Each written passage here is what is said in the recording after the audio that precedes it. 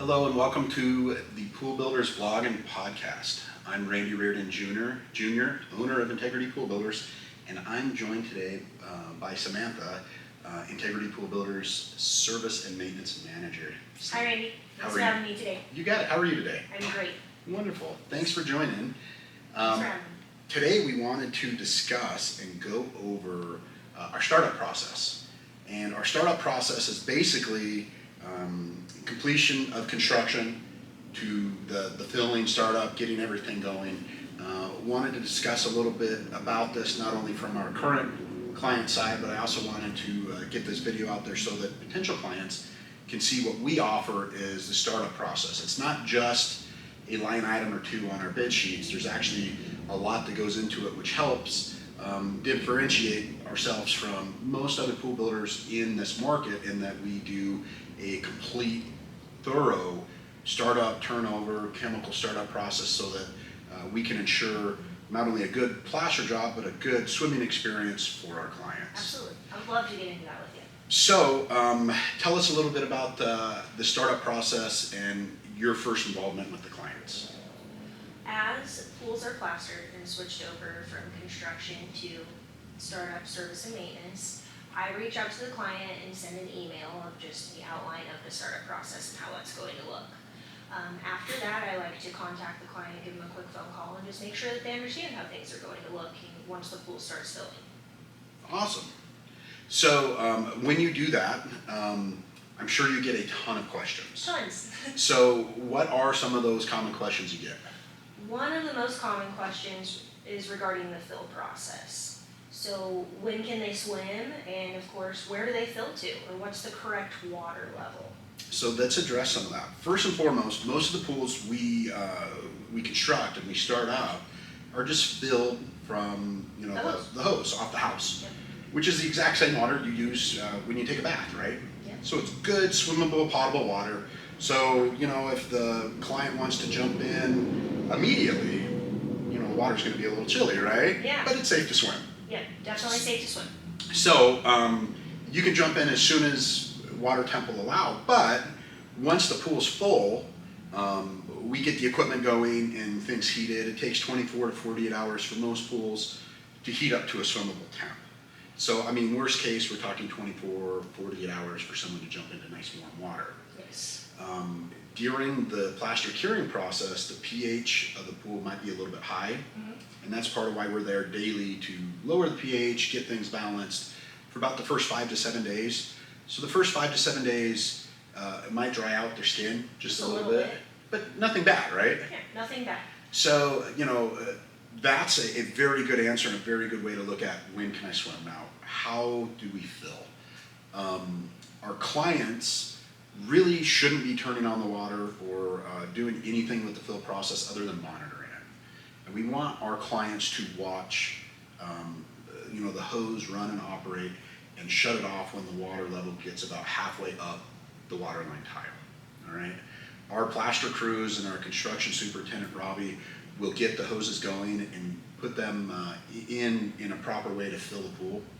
What I mean by that is we don't want hoses laying on the plaster. We don't want water running down steps. We want it to fill from the deep end and fill up. So we'll have a hose placed on the coping.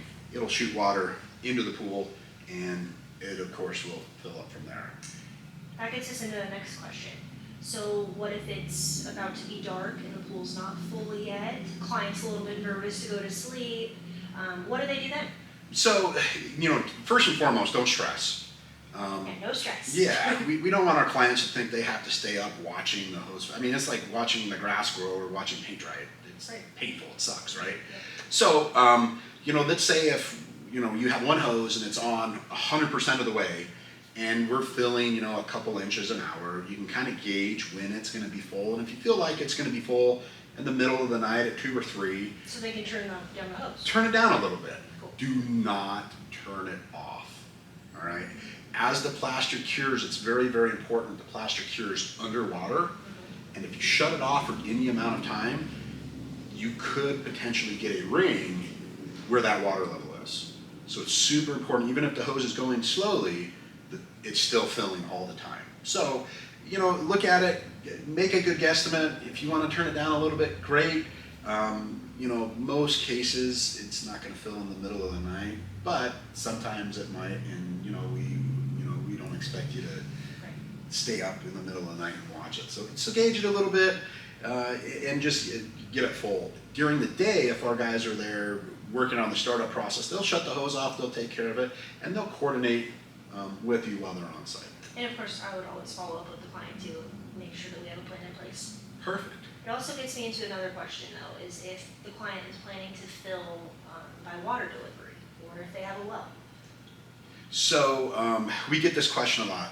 Hey, I want the water truck, I want the pool filled quicker. As quick as possible, Yeah, right? or it's gonna be cheaper because I'm gonna have a $10,000 water bill. That's not always the case. It's never the case, guys. There's no such thing as a $10,000 water bill. Most municipalities and water districts, it's $80 per 10,000 gallons or $50. And different water pressure, right? Yeah, and different water pressure.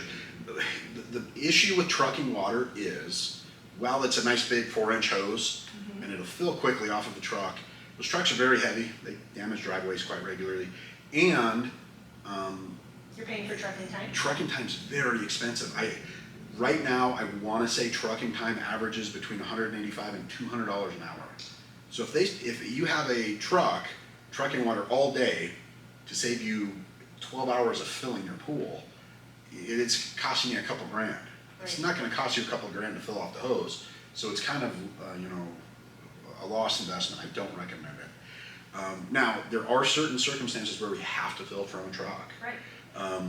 Let's say, we do jobs in the mountains or out on the plains or different places where people are on wells, and those wells just don't have A, great water quality, or B, a great recovery rate. Recovery rate is the amount of water going through the earth to the well pump. In those cases, we'll plaster, let's say we plaster on a Tuesday, and we need to fill Wednesday, right? Right. Tuesday night, we still need water flowing slowly. Again, that plaster has to stay wet, and it has to be filling slowly. So we'll ask the client to fill slowly. That night and the following morning while we're filling it, they may need to forego showers until the water truck shows up if they have that bad of water pressure. Right. And we've seen that on wells, right? On a case-by-case basis. Correct. And, it's kind of a bummer, but you're getting a really cool, fun pool. So, not showering for 12 hours until the water truck gets there, You keep it okay. it happens, right? Once the water truck gets there, it's really important that the water truck delivery guy is on site with our maintenance and startup crew. We want to make sure that their hose isn't flapping, that the metal end on it's not hitting the plaster, and that it's being filled properly. Typically, when we see water trucks fill, we also see high iron and high metals in the water, and that kind of makes for a rusty green tint to the water. Can the client still swim if the water looks that way? Oh, of course. We should always be filling pools with potable water. We should never be filling with nasty pond water. Right. Never, ever, ever. We want to cure the plaster properly. So, again, they can swim quickly, but there are cases, sometimes if there's heavy metals, especially iron, that we need to treat the pool. Now, we don't know that going into it bidding a project, and some of those metal treatments can be expensive, $500, $600, $700 for these chemicals. And on a case-by-case basis, some require more than others.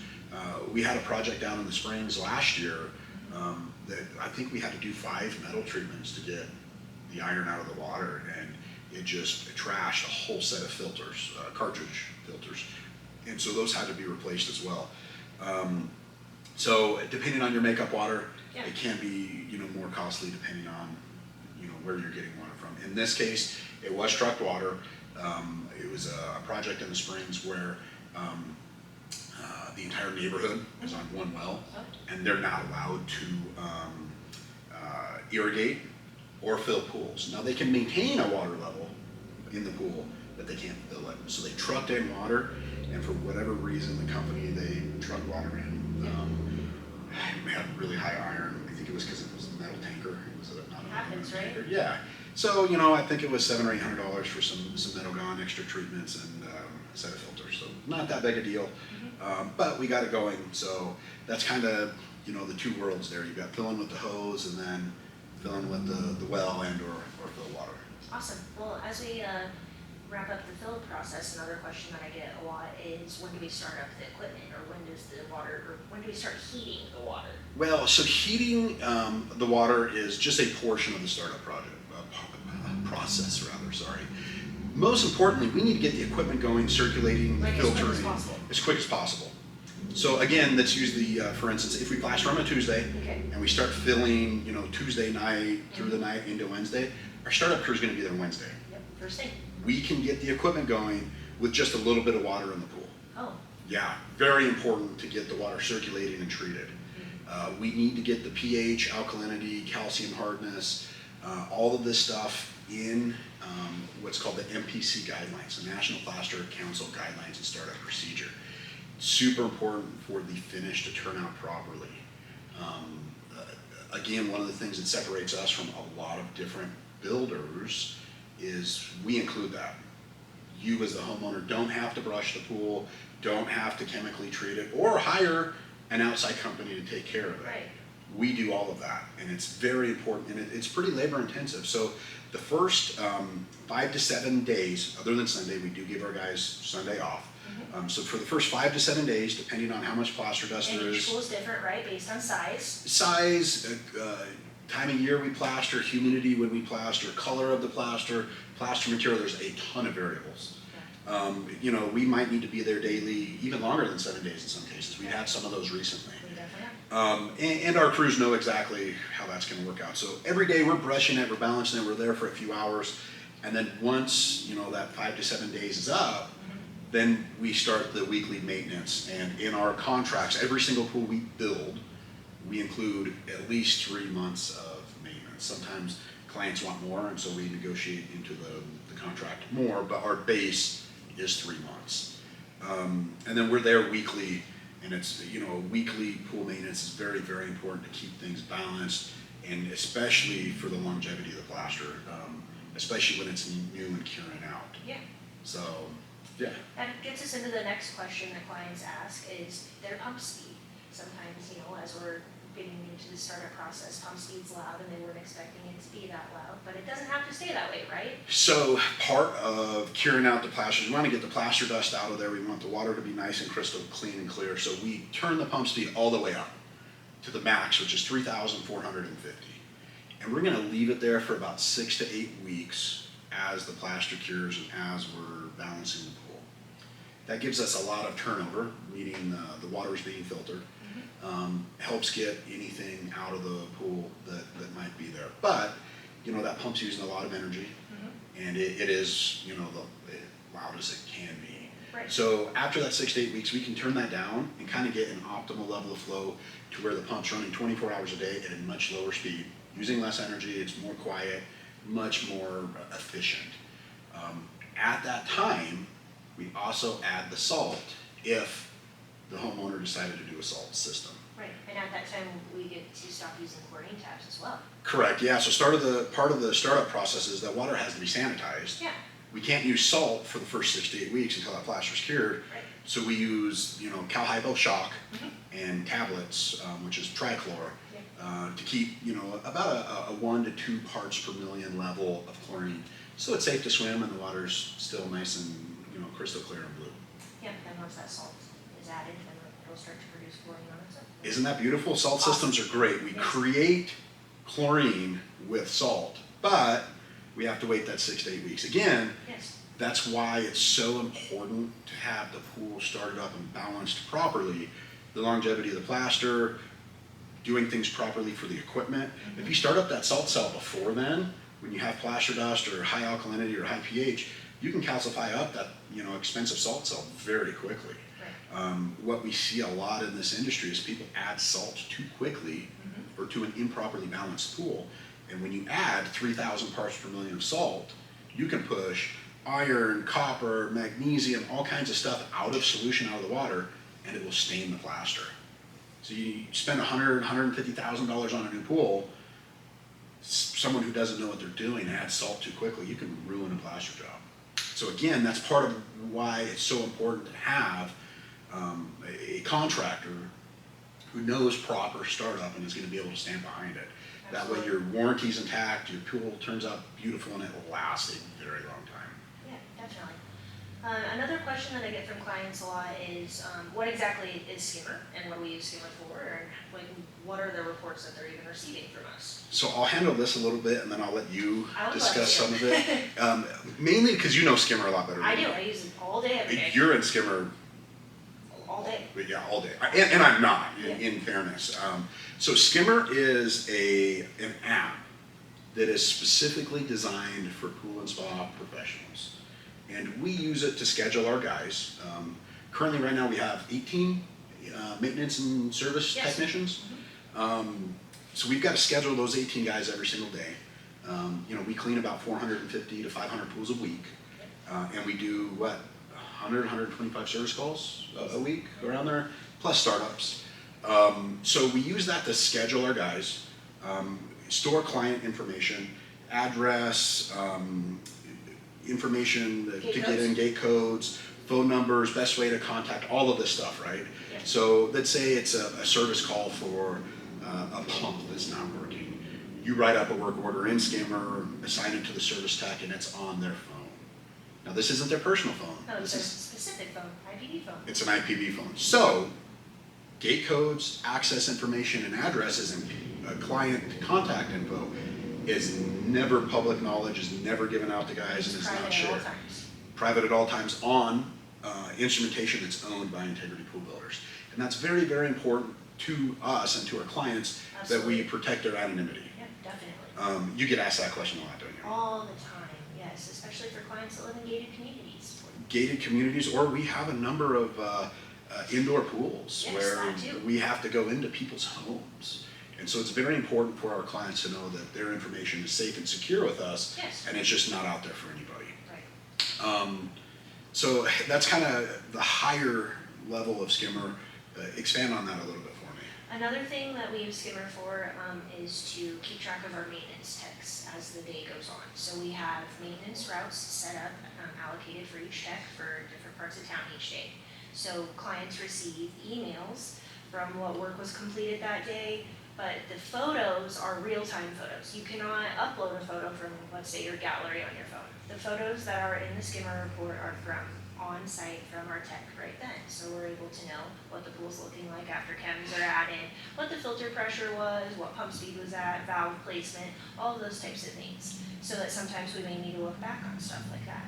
Also, the client is informed what time we were there, what tech was there, what chemicals were added, or any special notes. Sometimes when the pool's shocked, we'll leave a note, you can't swim until tomorrow. So it's important that clients are first off receiving these emails, that we have the correct client contact info in there if they're receiving the emails, and that they're able to follow the notes and be able to swim and remain safe. So Skimmer not only helps us organize and keep our guys busy and have a good flow and be efficient and effective in what they do, it also helps our clients in communications with us and know what we did, Yep. who was there, how long they were there for, and If anything else is ever needed. yeah, so I mean, we could be there for a service call and we could say, hey, Yeah. it's time to top off your pool, or hey, I noticed your cover's getting really dirty.